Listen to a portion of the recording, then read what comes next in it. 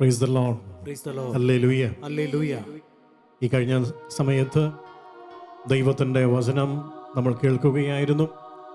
ദൈവത്തോട് ചേർന്ന് നിൽക്കുമ്പോൾ ദൈവം നമ്മുടെ ജീവിതത്തിൽ ചൊരിയുന്ന നിരവധിയായ നന്മകളും അനുഗ്രഹങ്ങളെക്കുറിച്ച് വചനത്തിലൂടെ ദൈവം നമ്മളോട് സംസാരിക്കുകയായിരുന്നു. തുടർന്നുള്ള ഗാനം അറിയാം, എൻ്റെ ദൈവത്താൽ എല്ലാം എനിക്ക് സാധ്യവും എല്ലാം എനിക്ക് ലഭ്യമാവുകയും ചെയ്യുമെന്ന് നമ്മൾ ചേർന്ന് പാടി ആരാധിച്ചു.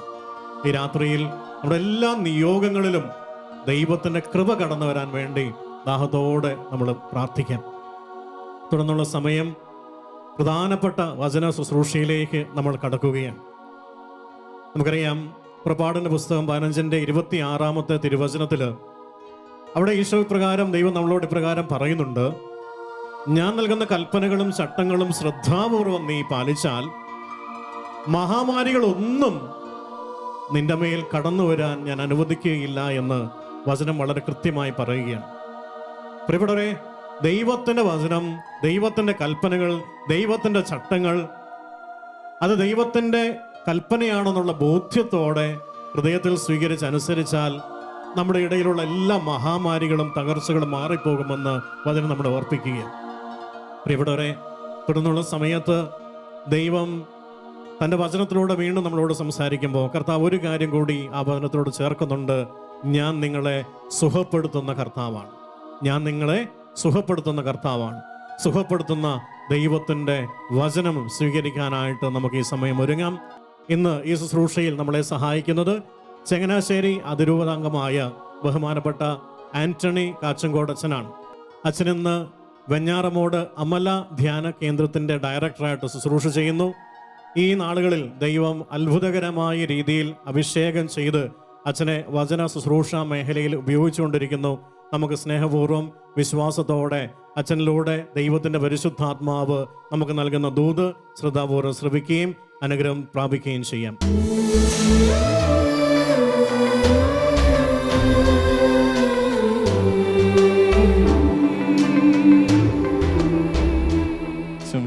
സ്തുതിയായിരിക്കട്ടെ. സ്തുതിയായിരിക്കട്ടെ. Hallelujah. Hallelujah. Hallelujah. Hallelujah. Hallelujah. Hallelujah. പുതിയ ഒരു വർഷത്തിലേക്കൂടെ നമ്മൾ പ്രവേശിക്കുകയാണ്. ഈ കൊറോണ കാലത്തും മരിക്കാതെ പുതിയൊരു വർഷം കാണാൻ ഭാഗ്യം ലഭിച്ചതിനെ ഓർത്ത് നമുക്ക് നന്ദി പറയാം. നമുക്കൊരു നിമിഷം ഒന്ന് കണ്ണടയ്ക്കാം, കരങ്ങൾ കൂപ്പിപ്പിടിക്കാം. കരങ്ങൾ കൂപ്പിപ്പിടിക്കുന്നതിനും കണ്ണടയ്ക്കുന്നതിനുമൊക്കെ ഒരർത്ഥമുണ്ട്. കണ്ണുകൾ നമ്മൾ അടച്ചു പിടിക്കുമ്പോൾ നമ്മൾ അറിയാതെ കർത്താവിനോട് പറയുകയാണ്: എൻ്റെ കർത്താവേ, എൻ്റെ എല്ലാ കാഴ്ചകളിൽ നിന്നും മാറിയിട്ട് എൻ്റെ ഉൾക്കണ്ണ് തുറന്ന് എനിക്ക് നിന്നെ ഒന്ന് കാണണം. കരങ്ങൾ കൂപ്പിപ്പിടിക്കുമ്പോൾ നമ്മൾ അറിയാതെ കർത്താവിനോട് പറയുക: കർത്താവേ, എൻ്റെ രണ്ട് കരങ്ങളും ചേർന്നിരിക്കുന്നത് പോലെ എനിക്ക് നിന്നോടൊന്ന് ചേർന്നിരിക്കണം. വലിയ ആഗ്രഹത്തോടെ, ഉള്ളിൽ കർത്താവിനെ കാണാനുള്ള ആഗ്രഹത്തോടെ നമുക്ക് പ്രാർത്ഥിക്കാം. കർത്താവിൻ്റെ വശത്തിലേക്ക് ചേർന്നിരുന്ന യോഹന്നാനെ പോലെ അവൻ്റെ തോളോട് ചേർന്നിരുന്ന്, കരങ്ങൾ കൂപ്പിയിരിക്കുന്നത് പോലെ അവനോട് ഒട്ടിച്ചേർന്നിരുന്ന് കർത്താവിൻ്റെ ഹൃദയത്തോട് നമുക്ക് മന്ത്രിക്കാം. അവൻ്റെ ഹൃദയത്തോട് ചേർന്നിരിക്കുമ്പോൾ അവൻ നിന്നോട് ആവശ്യപ്പെടുന്ന ഒരു കാര്യമുണ്ട്. നീ ഒരു കാര്യത്തിന് വേണ്ടി പ്രാർത്ഥിക്കണം, പരിശുദ്ധാത്മാവിന് വേണ്ടി. സ്ലീഹന്മാരോട് കർത്താവ് പറയും: ആത്മാവിനെ ലഭിക്കാതെ നിങ്ങൾ ജെറുസലേം വിട്ട് പോവരുത്. 3 കൊല്ലക്കാലം സ്ലീഹന്മാര് കർത്താവിൻ്റെ കൂടെ നടന്നിട്ട് മനസ്സിലാകാത്ത പലതും ആത്മാവിനെ സ്വീകരിച്ചു കഴിഞ്ഞപ്പോൾ അവർക്ക് മനസ്സിലായി. കർത്താവ് പറഞ്ഞു: സഹായകൻ വന്നു കഴിയുമ്പോൾ അവൻ സകല കാര്യങ്ങളും നിങ്ങളെ പഠിപ്പിക്കും. ഞാൻ പറഞ്ഞു തന്നിട്ടുള്ളവയൊക്കെ ഗ്രഹിക്കാനുള്ള ശക്തി തരും. കർത്താവേ, നീ പറഞ്ഞ വചനങ്ങൾ ഗ്രഹിക്കുവാനുള്ള ശക്തി ഞങ്ങൾക്ക് തരണമേ. ഇരുതല വാളിനേക്കാൾ മൂർച്ചയേറിയ വചനം ഞങ്ങളെ സ്പർശിക്കാതെ കടന്നു പോവാൻ ഇടവരുത്തരുത്. ആത്മാർത്ഥതയോടെ ഹൃദയം കർത്താവിലേക്ക് ചേർത്ത് വെച്ചുകൊണ്ട്, കർത്താവേ, നിന്റെ ആത്മാവിനെ ഞങ്ങൾക്ക് തരണമേ എന്ന് നമുക്ക് പ്രാർത്ഥിക്കാം. പാവനാത്മാവായ ദൈവമേ, ഞങ്ങളിലേക്ക് വന്ന് നിറയണമേ. തന്നോട് ചോദിക്കുന്നവർക്ക് എത്രയോ അധികമായി പിതാവ് ആത്മാവിനെ നൽകുകയില്ല എന്ന് കർത്താവ് ചോദിക്കുന്നില്ലേ? നീ ചോദിച്ചാൽ വലിയ താല്പര്യത്തോടെ അവൻ നിനക്ക് തരുന്ന ഏറ്റവും വലിയ സമ്മാനമാ ആത്മാവ്. ഹൃദയത്തോട് മന്ത്രിക്കുന്നത് പോലെ പാവനാത്മാവായ ദൈവത്തെ ഞങ്ങളിലേക്ക് വർഷിക്കണമേ എന്ന് ആത്മാർത്ഥതയോടെ നമുക്ക് പ്രാർത്ഥിക്കാം. പാവനാത്മാ ദാസരിൽ ദാനങ്ങൾ ചൊരിയൂ. പാവനാത്മാവേ വരൂ, ദാസരിൽ ദാനങ്ങൾ ചൊരിയൂ. താവക സവിതേ നിൽക്കുമിവരെ ധന്യരാക്കൂ. ശക്തിയേകൂ പാവനാത്മാവേ.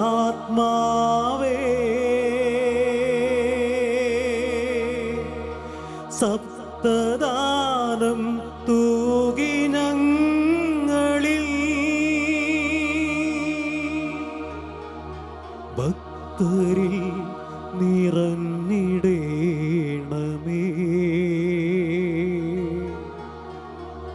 മുക്തി നേടാൻ സത്യസ്നേഹസ്വരൂപനേ.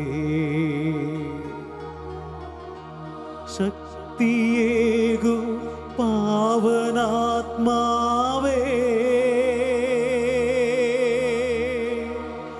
ശക്തിയേകൂ പാവനാത്മാവേ.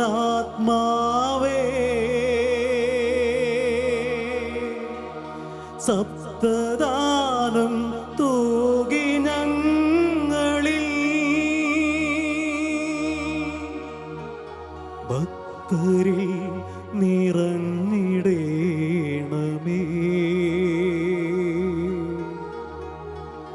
മുക്തി നേടാൻ സത്യസ്നേഹസ്വരൂപനേ. പാവനരൂപരുഹ സ്നേഹസ്വരൂപനേ. താവകദാസർത്തൻ യാചന കൈക്കൊള്ളണമേ. പാവനരൂപരുഹ സ്നേഹസ്വരൂപനേ. താവകദാസർത്തൻ യാചന കൈക്കൊള്ളണമേ. പാവനരൂപരുഹ സ്നേഹസ്വരൂപനേ. താവകദാസർത്തൻ യാചന കൈക്കൊള്ളണമേ.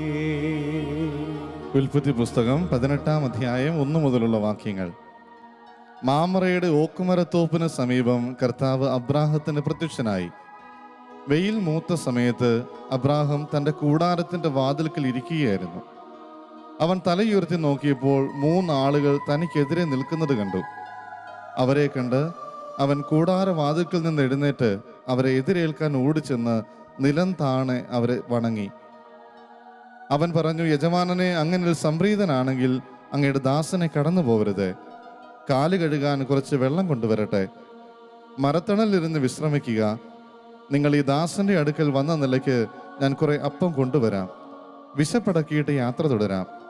നീ പറഞ്ഞതുപോലെ ചെയ്യുക എന്ന് അവർ പറഞ്ഞു. അബ്രാഹാം പെട്ടെന്ന് കൂടാരത്തിലെത്തി സാറയോട് പറഞ്ഞു, വേഗം 3 ഇടങ്ങഴി മാവെടുത്ത് കുഴച്ച് അപ്പമുണ്ടാക്കുക. അവൻ ഓടിച്ചെന്ന് കാലിക്കൂട്ടത്തിൽ നിന്ന് കൊഴുത്ത ഒരു ഇളം കാളക്കുട്ടിയെ പിടിച്ച് വേലക്കാരനെ ഏൽപ്പിച്ചു. ഉടനെ അവനത് പാകം ചെയ്യാൻ തുടങ്ങി. അബ്രാഹാം വെണ്ണയും പാലും പാകം ചെയ്ത മൂരിയിറച്ചിയും അവരുടെ മുമ്പിൽ വിളമ്പി.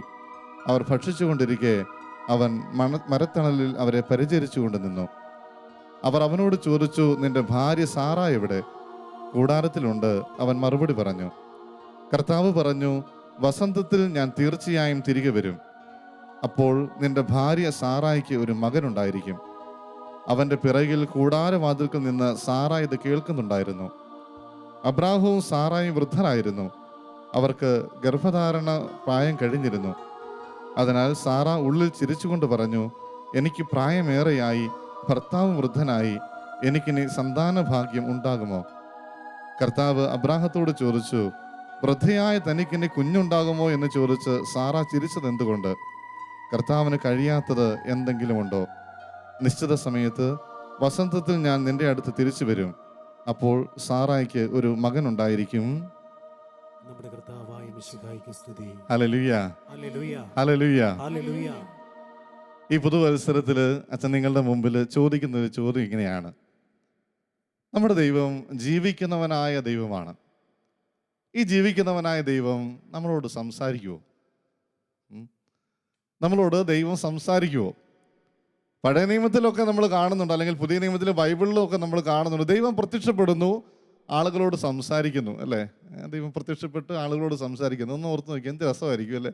നമുക്കൊരു പ്രശ്നം ഉണ്ടാകുമ്പോൾ, അല്ല നമ്മളൊരു കാര്യം കർത്താവിനോട് ചോദിക്കുമ്പോൾ കർത്താവ് പെട്ടെന്ന് പ്രത്യക്ഷപ്പെടുന്നു, നമ്മളോട് ഉത്തരം തരുന്നു. അടിപൊളി, സൂപ്പർ.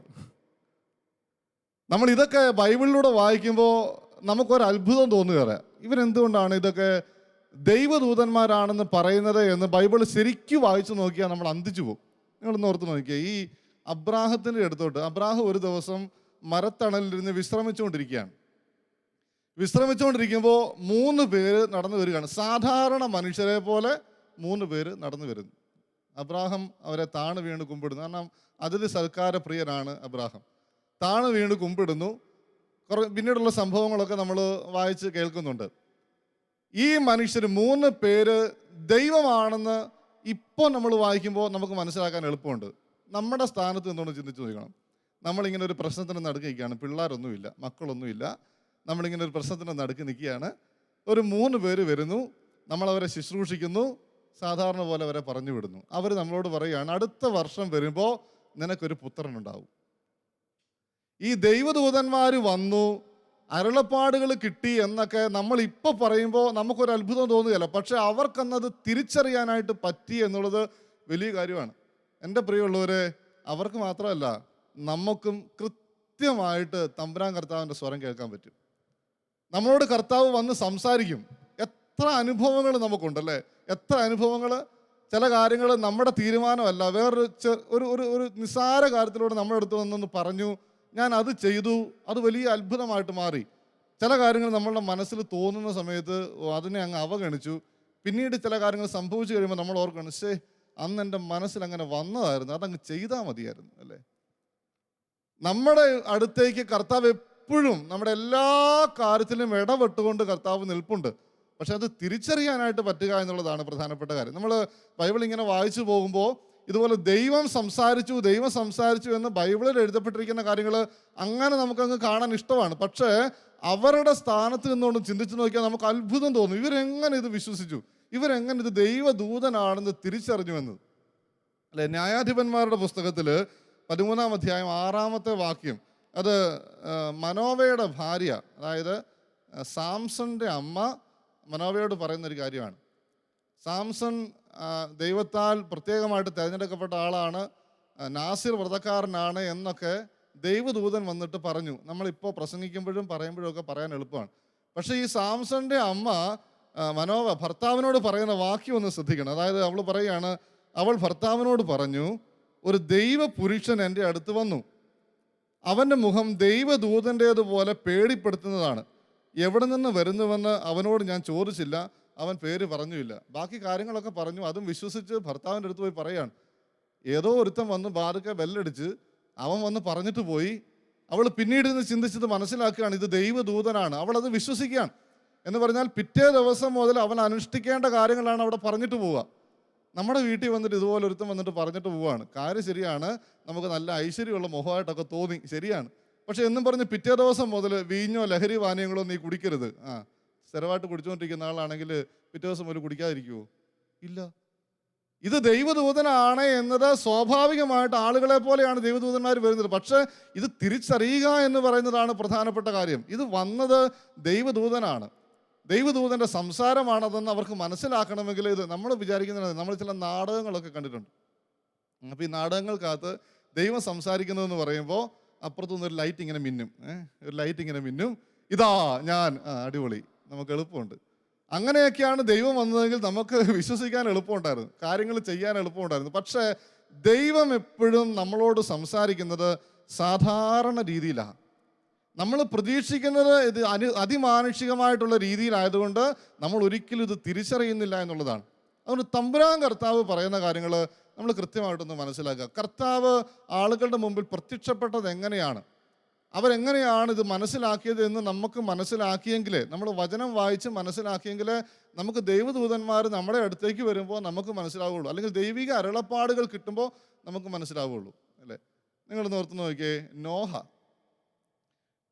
നല്ല വെയിലൊക്കെ ഉള്ള സമയത്ത് ഇരിക്കുന്ന സമയത്ത് ഒരാൾ വന്നിട്ട് പറഞ്ഞിട്ട് പോവുകയാണ്, മൊത്തം മഴ പെയ്യാൻ പോവാണ്, 40 രാവും 40 പേരും മഴ പെയ്യാൻ, നീ സർവ്വതം വിറ്റിട്ട് നീ വലിയ പെട്ടകം ഉണ്ടാക്കണം, അതിൻ്റെ അകത്തോട്ട് ഈ 2 എണ്ണത്തിനെ വെച്ച് കയറ്റണം, നീ രക്ഷപ്പെടേണ്ട പാർട്ടികളെയൊക്കെ അതിനകത്തോട്ട് കയറ്റിക്കോണം എന്നൊക്കെ പറയണം. പുള്ളിക്കാരൻ പിറ്റേ ദിവസം എല്ലാം വിറ്റ് തൊലച്ചിട്ട് വലിയ പെട്ടകം ഉണ്ടാക്കുക. ബൈബിൾ പറയുന്നുണ്ട് അവിടെ കൂടെ നിന്നിരുന്ന ആൾക്കാരൊക്കെ നിനക്ക് വട്ടാണോ എന്ന് ചോദിക്കുന്നുണ്ട്. പക്ഷെ ഈ നോഹയ്ക്കൊരു സംശയമില്ല.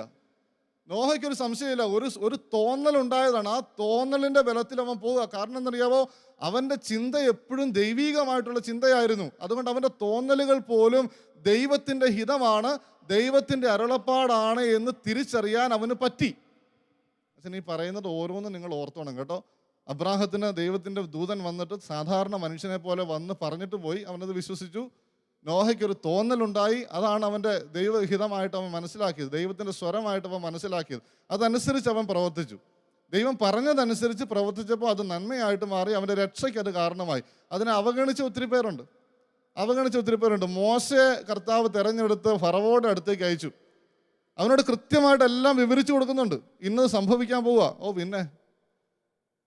പിന്നീട് സംഭവിക്കുമ്പോഴുണ്ടാകുന്ന കാര്യങ്ങൾ നമുക്കറിയാം അല്ലേ. സംഹാര ദൂതൻ കടന്നു വന്ന് എല്ലാവരെയും നശിപ്പിച്ച് കളയുന്നത് നമുക്കറിയാം. മുന്നറിയിപ്പുകൾ കൃത്യമായിട്ട് കൊടുത്തിട്ടാണ് കർത്താവ് എല്ലാ കാര്യങ്ങളും ചെയ്യുന്നത്. എൻ്റെ പ്രിയമുള്ളവരെ, ദൈവത്തിൻ്റെ ഒരു സ്വഭാവം എന്താണെന്നറിയാവോ, അവൻ എല്ലാ കാര്യങ്ങളും വെളിപ്പെടുത്തി തരും. ആമോസ് പ്രവാചകന്റെ പുസ്തകം 3-ാം അധ്യായം 7-ാമത്തെ വാക്യം ഇപ്രകാരമാണ്: ദൈവമായ കർത്താവ് തൻ്റെ ദാസരായ പ്രവാചകന്മാർക്ക് തൻ്റെ രഹസ്യങ്ങൾ വെളിപ്പെടുത്താതെ ഒന്നും ചെയ്യുന്നില്ല. തൻ്റെ ദാസരായ പ്രവാചകർക്ക് തൻ്റെ രഹസ്യങ്ങൾ വെളിപ്പെടുത്താതെ ഒന്നും ചെയ്യുന്നില്ല. അതുകൊണ്ട് എൻ്റെ പ്രിയമുള്ളവരെ, ഒരു കാര്യത്തിൽ നമുക്ക് ഉറപ്പാണ്. എന്താണെന്നറിയാവോ, പ്രിക്കോഷൻ എടുക്കാൻ നമുക്ക് സമയമുണ്ട്. ഏത് ദുരിതം വന്നാലും, എത്ര വലിയ പ്രശ്നങ്ങൾ കടന്നു വന്നാലും പ്രിക്കോഷൻസ് എടുക്കാനുള്ള വഴി കർത്താവ് നമുക്ക് പറഞ്ഞു തരും. ആ വഴി അവഗണിക്കാതിരുന്നാൽ നമ്മൾ രക്ഷപ്പെട്ടു. അവഗണിച്ചാൽ അത് നമുക്ക് നാശത്തിന് കാരണമാകും. എല്ലാ കാര്യങ്ങളും കർത്താവ് വെളിപ്പെടുത്തി കൊടുക്കും. ചെയ്യാൻ പോകുന്നതിന് മുമ്പ് കർത്താവ് വെളിപ്പെടുത്തി. എത്ര ഉദാഹരണങ്ങളുണ്ടെന്നറിയാം എൻ്റെ പ്രിയമുള്ളവരെ. നമുക്കറിയാം, അബ്രാഹത്തിൻ്റെ അടുത്ത് കർത്താവ് വന്നിട്ട് സോദോമിൻ്റെ അടുത്ത് വരികയാണ്. സോദോമിൻ്റെ അടുത്ത് വരെ വന്നിട്ട് അബ്രാഹത്തോട് കർത്താവ് പറയാതെ, ഞാൻ ഇങ്ങോട്ട് പോകാൻ പോവാണ്. സോദോമിലേക്ക് പോകുമ്പോൾ ദൈവത്തിൻ്റെ മനസ്സിലിരിക്കുന്ന കാര്യം അബ്രാഹത്തിൻ്റെ മുമ്പിൽ വെളിപ്പെടുത്തി കൊടുക്കുകയാണ്. എന്താണെന്നറിയാവോ, ഞാൻ അങ്ങോട്ട് പോകാൻ പോവാണ്. അതിനെക്കുറിച്ചുള്ള ആവലാദികൾ കൊണ്ട് ഞാൻ മടുത്തു. ഒത്തിരി ആവലാദികൾ എൻ്റെ അടുത്തോട്ട് വരികയാണ്. കാരണം അത്രമാത്രം അധപതിച്ചു പോയി. ദൈവത്തിൻ്റെ ഒരു പ്രത്യേകതയുണ്ട്. അവൻ ഒരേ സമയത്ത് അപ്പനാണ്, അതേ സമയത്ത് ന്യായാധിപനാണ്, നീതിമാനായ ന്യായാധിപനാണ്. അപ്പോൾ ഒത്തിരി അലമുറകൾ ഉണ്ടാകുമ്പോൾ, ഒത്തിരി പ്രശ്നങ്ങൾ ഉണ്ടാകുമ്പോൾ നീതിപൂർവമായിട്ടുള്ള വിധി പ്രസ്താവിക്കാതിരിക്കാൻ പറ്റില്ല. അതുകൊണ്ട് അബ്രാഹത്തിൻ്റെ മുമ്പിൽ വന്നിട്ട് കർത്താവ് പറയാണ്, എന്ത് കാര്യമല്ലേ അബ്രാഹത്തിൻ്റെ മുമ്പിൽ ഇത് പറയേണ്ട വല്ല കാര്യം? കർത്താവ് തീരുമാനിക്കുന്ന കാര്യങ്ങൾ നടപ്പിലാക്കിയാൽ പോരെ. അബ്രാഹത്തിൻ്റെ അടുത്ത് വന്നിട്ട് കർത്താവ് പറയാണ്, ദേ ഞാൻ അങ്ങോട്ട് പോവുകയാണ്, ഇന്നതാണ് അവിടെ സംഭവിക്കാൻ പോകുന്നത്. അബ്രാഹം ഉടനെ നിലവിളിച്ച് പറയുക, കർത്താവേ, നീതിമാന്മാരെയും കൂടെ അങ്ങനെ നശിപ്പിക്കല്ലേ. അവിടെ 50 നീതിമാന്മാരെ കണ്ടെത്തുകയാണെങ്കിൽ അവരെ രക്ഷിക്കണ്ടേ. ദൈവം തീരുമാനം മാറ്റുകയാണ്. അബ്രാഹത്തിൻ്റെ പ്രാർത്ഥന കേട്ടിട്ട് ദൈവം തീരുമാനം മാറ്റുക. ശരി, 50 നീതിമാന്മാരുണ്ടെങ്കിൽ അവരെ പ്രതി ഞാൻ ആ നാട് സംരക്ഷിക്കും. അബ്രാഹം പിന്നെയും ചോദിക്കും, അതൊരു 45 പോയ കുഴപ്പമുണ്ടോ? തീരുമാനം വീണ്ടും മാറ്റുക. അതുപോലെ 5 വരെ വരുന്നുണ്ട്. നമുക്കറിയാം, അബ്രാഹം ഇങ്ങനെ പ്രാർത്ഥിച്ച് കുറേ അവസാനം ഒരാളെ കണ്ടെത്തി. ആ ആളെ അവിടെ നിന്ന് രക്ഷപ്പെടുത്താൻ വേണ്ടി കർത്താവ് നടത്തുന്ന പ്രകടനങ്ങൾ നിങ്ങൾ ഓർത്ത് നോക്കണം. 3 പേരെ അങ്ങോട്ട് വിടുകയാണ്. ഇവർ പോരാഞ്ഞിട്ട് കയ്യെ പിടിച്ച് വലിച്ച് പുറത്തിറക്കുകയാണ്. അബ്രാഹത്തിൻ്റെ പ്രാർത്ഥന കേട്ടിട്ട് എല്ലാ കാര്യങ്ങളും കർത്താവ് ഇതുപോലെ മുൻകൂട്ടി പറഞ്ഞു കൊടുക്കും. ഇത് സംഭവിക്കാൻ പോവുക. കാരണം എന്താണെന്നറിയാവോ, നിന്റെ ദൈവമായ കർത്താവിന് ഇഷ്ടമില്ല നിന്നെ ശിക്ഷിക്കാൻ. അവൻ ശിക്ഷിക്കുന്നതിൽ വിമുഖനാണ്. അതുകൊണ്ട് മുന്നേ തന്നെ നമ്മളോട് പറയും, ഇന്നത് സംഭവിക്കാൻ പോവുകയാണ്, നിങ്ങൾ അതിനുള്ള കാര്യങ്ങൾ ചെയ്യേ, അനുദപിച്ചോ, നിങ്ങൾ രക്ഷപ്പെട്ടോളും, ഞാൻ സ്വഭാവം മാറ്റിക്കോളാം, ഞാൻ തീരുമാനം മാറ്റിക്കോളാം, നോ പ്രോബ്ലം. എപ്പോഴും കർത്താവ് നമ്മളോട് പറയുന്ന കാര്യം ഇതാണ്. മുന്നറിയിപ്പുകൾ തന്നാണ്. നിനിവേയുടെ കാര്യം നമുക്കറിയാം. നിനിവേ അല്ലേ, നിനിവേയുടെ അതിക്രമങ്ങൾ ഭയങ്കരമായിട്ട് വർദ്ധിച്ചു. എന്ന് പറഞ്ഞാൽ അമ്മയുടെ കഴുത്തിൽ സ്വന്തം കുഞ്ഞിനെ തൂക്കിക്കൊല്ലുന്ന രീതി വരെയായി. അത്രമാത്രം അധപതിച്ച് കഴിഞ്ഞപ്പോൾ അത് ശിക്ഷിക്കപ്പെടണം അല്ലേ. മൊത്തം തീയും ഗന്ധകവും ഇറങ്ങി നശിപ്പിക്കപ്പെടാനായിട്ട് പോവുകയാണ്. കർത്താവ് ഒരു പ്രവാചകന്റെ കാല് പിടിക്കുകയാണ്. നിങ്ങൾ ഓർത്ത് നോക്കണം, അക്ഷരാർത്ഥത്തിൽ ഒരു പ്രവാചകന്റെ കാല് പിടിക്കുകയാണ്. യോനാ പ്രവാചകന്റെ അടുത്ത് യോനാ പറയും, ഞാൻ പോവുകയില്ല എന്ന് പറയും. യോനായെ നിർബന്ധിച്ച് വിടുകയാണ് അങ്ങോട്ട്, നിർബന്ധിച്ച്. യോന എന്നിട്ടും ചെയ്യുന്നുണ്ട്, താർസൂസിലോട്ട് പോകുന്നുണ്ട്. നിനിവേയിലോട്ട് പോകാതെ താർസൂസിലോട്ട് പോകുന്നുണ്ട്. പിടിച്ചു വലിച്ചുകൊണ്ട് കർത്താവ് തിമിംഗലത്തിൻ്റെ അകത്ത് കയറ്റി അവിടെ കൊണ്ട് ഇറക്കും. എന്തിനാണെന്നറിയാവോ, ആ നാടിനെ രക്ഷിക്കാനുള്ള ലാസ്റ്റ് ചാൻസ് നോക്കുക. അവിടെ മുന്നറിയിപ്പ് കൊടുക്കണം. കർത്താവ് അതിന് വേണ്ടിയിട്ട് ആ പ്രവാചകനെ ഒരുക്കി അവിടെ കൊണ്ടുപോവുകയാണ്. അവിടെ കൊണ്ടുപോയി ഈ പ്രവാചകൻ മനസ്സില്ലാ മനസ്സോടെ വിളിച്ച് പറയും, നീയൊക്കെ നശിക്കാൻ പോവാടാ. അത് കേട്ട് ആ നാട് അനുദപിക്കും, കർത്താവ് തീരുമാനം മാറ്റും. എല്ലാ കാര്യത്തിലും കർത്താവ് ഇതുപോലെ മുന്നറിയിപ്പുകൾ തരും എൻ്റെ പ്രിയമുള്ളവരെ. അതാണ് നമ്മൾ ഓർത്തിരിക്കേണ്ട കാര്യം. കർത്താവിൻ്റെ ദൂതന്മാർ ഇപ്പോഴും നമ്മുടെ കൂടെയുണ്ട്. നമ്മൾ ചോദിക്കുന്ന ചോദ്യങ്ങൾക്ക് ഉത്തരം തരാൻ നമ്മളുടെ കൂടെ കർത്താവിൻ്റെ ദൂതന്മാരുണ്ട്. അത് കേട്ടാൽ മതി, അവർ പറയുന്നത് നമ്മൾ കേട്ടാൽ മതി. അല്ലേ, നിങ്ങൾ അല്ല സാധാരണ രീതിയിൽ അച്ഛൻ ഇങ്ങനെയുള്ള ഉദാഹരണങ്ങൾ ബൈബിളിലൂടെ പറയുന്നത് ഇത് മനസ്സിലാക്കാൻ വേണ്ടിയിട്ടാണ്. എന്താണെന്നറിയാവോ, ദൈവദൂതൻ നമ്മുടെ അടുത്ത് വരുമ്പോൾ അത് ദൈവദൂതനാണെന്ന് നമുക്ക് മനസ്സിലാകണമെങ്കിൽ ഇതിനു മുമ്പ് ദൈവദൂതന്മാർ വന്നിട്ടുള്ളത് എങ്ങനെയൊക്കെയാണ് നമ്മൾ ആദ്യം മനസ്സിലാക്കണം, അല്ലേ? എന്നാലേ അറിയുള്ളൂ. റെയിൽവേ സ്റ്റേഷനിൽ നമ്മൾ ഒരാളെ കാത്തു നിൽക്കുകയാണ്. എനിക്ക് ഒരു പരിചയമില്ലാത്ത ഒരാൾ, അല്ലേ, ഒരു പരിചയമില്ലാത്ത ഒരാൾ. അങ്ങനെ ഒരാളെ ഞാൻ അവിടെ ചെന്ന് കണ്ടുപിടിക്കണമെങ്കിൽ അതിന് കാരണം എന്ത് ചെയ്യണം? ആ ആളെ എനിക്ക് മനസ്സിലാകണമെങ്കിൽ ഞാൻ ചോദിച്ചറിയണം എങ്ങനെയൊക്കെയാണ് ഈ പുള്ളിയുടെ ഷേപ്പ്, എങ്ങനെയൊക്കെയാണ് പുള്ളി പെരുമാറുന്നത്, ഏത് രീതിയിലാണ് പുള്ളി നടക്കുന്നത്, എങ്ങനെയാണ് വരുന്നത്. ഇത് നമ്മൾ അറിഞ്ഞെങ്കിൽ മാത്രമേ നമുക്ക് ഇയാളെ കണ്ടാൽ മനസ്സിലാവുള്ളൂ. എന്ന് പറയുന്നത് തന്നെയാണ് ദൈവദൂതൻ വന്നു കഴിഞ്ഞാൽ ആ ദൈവദൂതൻ പെരുമാറുന്ന രീതി അതെന്തൊക്കെയാണെന്ന് നമ്മുടെ മനസ്സിൽ ഒരു ഐഡിയ ഉണ്ടെങ്കിൽ നമ്മുടെ കൂടെ നടക്കുന്ന ദൈവദൂതനെ നമുക്ക് മനസ്സിലാക്കാൻ പറ്റുള്ളൂ. അല്ലേ, ഈ ചില സമയത്ത് ദൈവദൂതന്മാർ വരുന്നത് സ്വപ്നത്തിലൂടെയാണ്, അല്ലേ? സ്വപ്നത്തിലൂടെ നമ്മളൊന്നും ഒരിക്കലും ചെയ്യുകയില്ല.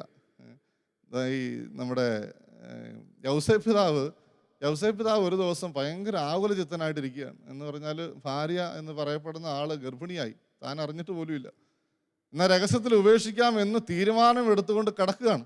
ആ കിടപ്പിനൊരു പ്രത്യേകതയുണ്ട്, അവൻ ദൈവത്തോടാണ് ആവനാദി പറഞ്ഞത്. അതുകൊണ്ടാണ് അവൻ സ്വപ്നത്തിൽ കാണുകയാണ്. ദൈവദൂതൻ അവന് സ്വപ്നത്തിൽ പ്രത്യക്ഷപ്പെട്ടു.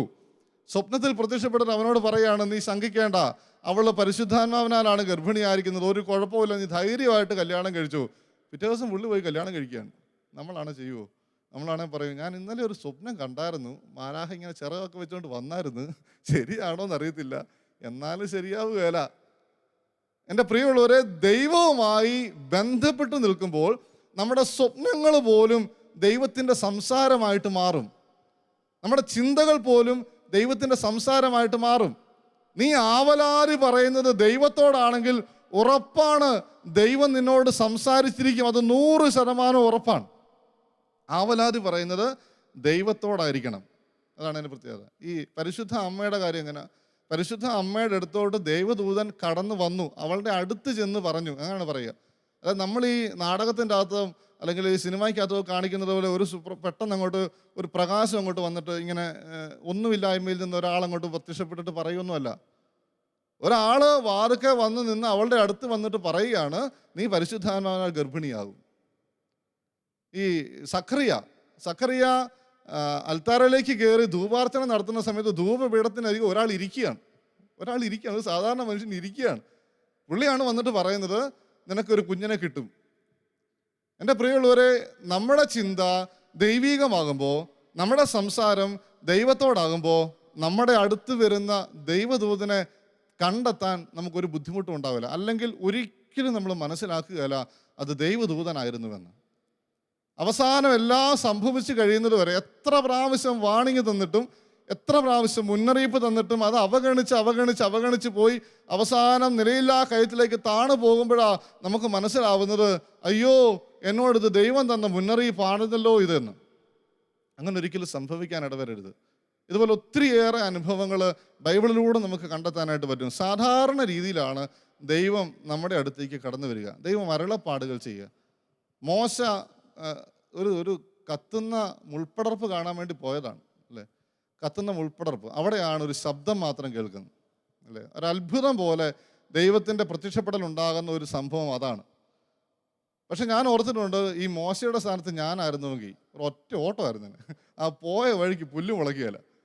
വെറുതെ തീ കത്തുന്നത് കാണാൻ വേണ്ടി, ഇങ്ങനെ എന്തായി സംഭവിക്കുന്നതെന്ന് കാണാൻ വേണ്ടിയിട്ട് ചെല്ലുന്ന മോശയുടെ അടുത്തുള്ള ഒറ്റ ശബ്ദമാണ്, ഒറ്റ ശബ്ദം. മോശ അവിടെ നിന്നു. അതാണ് മോശയുടെ പ്രത്യേകത. മോശ അവിടെ നിന്നു. അതാരാണെന്ന് ചോദിച്ചു. ഞാനാണ് ചോദിക്കുകയല്ല, ഞാനാണ് ഒറ്റ ഓട്ടം ഓടും, പേടിച്ച് വിറച്ചിട്ട് ഒറ്റ ഓടും, ചിലപ്പോൾ വട്ടൂടെ പിടിക്കും, അല്ലേ? വട്ടൂടെ പിടിക്കും. ദൈവദൂതനെ തിരിച്ചറിയണമെങ്കിൽ ദൈവത്തോട് അങ്ങനെ ഒരു ബന്ധമുണ്ടാവണം. അച്ഛൻ ഈ പറയുന്ന കാര്യം, എൻ്റെ പ്രിയമുള്ളവരെ, ദൈവം നിന്നോട് സംസാരിക്കും. അത് മറ്റ് പ്രവാചകന്മാരിലൂടെ അല്ലെങ്കിൽ ദൈവത്തോട് അത്രമാത്രം അടുത്ത് നിൽക്കുന്ന ആളെന്ന് നമ്മൾ വിചാരിക്കുന്ന ആൾക്കാരിലൂടെ ഒന്നുമല്ല. നീ തമ്പുരാൻ കർത്താവിൻ്റെ മുമ്പിൽ പോയി ഒന്നിരുന്ന് കൊടുത്താൽ നിന്നോട് കർത്താവ് സംസാരിക്കും. അച്ഛന് ഈ ഒരു കാര്യം ഇങ്ങനെ പറയാനുള്ളൊരു കാരണമുണ്ട്. ഈ കഴിഞ്ഞ ഒരു വർഷം മുഴുവൻ അച്ഛൻ ഇങ്ങനെ വലിയൊരു ഭാരം മനസ്സിലിട്ടുകൊണ്ടാണ് നടക്കുക. കാരണം ഒരാൾ വഴി രക്ഷപ്പെടേണ്ടിയിരുന്ന ഒത്തിരി ആത്മാക്കളുടെ കടപ്പാട് അച്ഛനിങ്ങനെ വഹിച്ചുകൊണ്ട് നടക്കുകയാണ്. പലപ്പോഴും ഓർക്കുമ്പോൾ സങ്കടപ്പെടാറുണ്ട്, പലപ്പോഴും ഓർക്കുമ്പോൾ കരഞ്ഞു പോവാറുണ്ട്. അത് മറ്റൊന്നുമല്ല, എൻ്റെ അപ്പൻ്റെ മരണം. കഴിഞ്ഞ ഒരു വർഷം ഉണ്ടായ ഒരു വലിയ തീരാ നഷ്ടമാണ് എൻ്റെ പപ്പ മരിച്ചുപോയി എന്നുള്ളത്. ഞാൻ ഇങ്ങനെയുള്ള കാര്യങ്ങളെക്കുറിച്ചൊക്കെ ചിന്തിക്കാൻ തുടങ്ങിയത് തന്നെ അച്ഛനായി കഴിഞ്ഞ ഒത്തിരി വർഷങ്ങൾക്ക് ശേഷം, ഒരു 2 വർഷത്തോളമൊക്കെ ആയുള്ളൂ. ദൈവം സംസാരിക്കും, കർത്താവിൻ്റെ സ്വരം നമുക്ക് കേൾക്കാൻ പറ്റും, അല്ലെങ്കിൽ നമുക്കുണ്ടാകുന്ന പ്രാർത്ഥനയുടെ സമയത്ത് നമുക്കുണ്ടാകുന്ന തോന്നലുകളൊക്കെ ചിലപ്പോൾ കർത്താവ് പറയുന്നതായിരിക്കും, ചില മാർഗ്ഗനിർദ്ദേശങ്ങൾ തരുന്നതായിരിക്കും എന്നൊക്കെ തിരിച്ചറിയാനായിട്ട് തുടങ്ങിയിട്ട് അധികം നാളൊന്നും ആയില്ല. ഇങ്ങനെയൊക്കെ കടന്നു വന്നിട്ട് അതിന് മുമ്പ് മുഴുവൻ അച്ഛൻ ചിന്തിച്ചുകൊണ്ടിരുന്ന മുഴുവൻ ബുദ്ധിപരമായിട്ടുള്ള കാര്യങ്ങളാണ്. ബുദ്ധിപരമായിട്ട് ഒരിക്കലും ചിന്തിച്ചാൽ ദൈവത്തെ കാണാൻ പറ്റുമല്ലോ, അതൊരു പ്രത്യേകതയാണ്. അങ്ങനെ ഒരിക്കലും അച്ഛൻ കണ്ടിട്ടില്ല. എൻ്റെ പപ്പ മരിക്കുന്നത് ക്യാൻസർ വന്നിട്ടാണ് മരിക്കുന്നത്. അപ്പോൾ ഞാൻ ഈ ധ്യാനത്തിലേക്കൊക്കെ കടന്നു വന്നു. കുറച്ചൊക്കെ ഇങ്ങനത്തെ കാര്യങ്ങളെക്കുറിച്ചൊക്കെ പ്രാർത്ഥിക്കാനായിട്ടൊക്കെ തുടങ്ങി, പലരുടെ അനുഭവങ്ങൾ കേട്ടു തുടങ്ങി. അങ്ങനത്തെ സമയത്താണ് പപ്പായ്ക്ക് ക്യാൻസർ ആണെന്ന് അറിയുകയാണ്. അത് ഉറപ്പിക്കാൻ വേണ്ടിയിട്ട് ഹോസ്പിറ്റലിലേക്ക് പോകും. അപ്പം ഞാനിങ്ങനെ ധ്യാനിച്ചുകൊണ്ടിരിക്കുകയാണ്, അച്ഛന്മാരുടെ ധ്യാനം നടക്കുന്നു, ധ്യാനിച്ചുകൊണ്ടിരിക്കുന്ന സമയത്ത് അതെനിക്ക് ഭയങ്കര സങ്കടമാണ്. പപ്പായ്ക്ക് ഇങ്ങനെ ഒരു രോഗമാണ്, 99% ഉറപ്പിച്ചു. ഇനി അത് ഉറപ്പിച്ചൊരു ഡോക്ടർ പറഞ്ഞാൽ മതി. ആണെന്ന് ഞങ്ങൾക്ക് എല്ലാവർക്കും ഉറപ്പാണ്. അപ്പോൾ അത് കേൾക്കാൻ വേണ്ടി പോയേക്കുന്നു. ഞാൻ അവിടെ ധ്യാനിച്ചുകൊണ്ടിരിക്കുന്നു. ഞാൻ തമ്പുരാനോട് നന്നായിട്ട് പ്രാർത്ഥിച്ചപ്പോഴൊക്കെ എൻ്റെ മനസ്സിൽ ഇങ്ങനെ കർത്താവ് പറയുകയാണ്, ഇത് മരണപ്പെടാനുള്ള രോഗമല്ല.